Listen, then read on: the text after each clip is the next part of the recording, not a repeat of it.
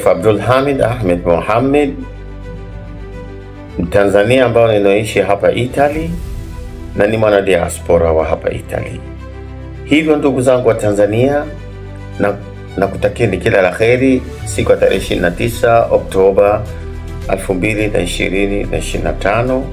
Mjitokeze kwa wingi kwenda kupiga kura ili mtimize haki yenu kikatiba na kisheria. Hivyo na kuhusieni, tafadhalini ndugu zangu wote wa Tanzania, mjitokeze kwa wingi, mkapige kura, mchague viongozi ambao mtakawaona kwenu nyinyi ndio wataweza kusimamia taifa hili letu na kuliongoza kwa salama na amani. Hivyo tudumishe amani na tuilinde kwa haki zote ili tuweze kukaa kwa salama na amani. Asanteni wa Tanzania wenzangu, kila la kheri.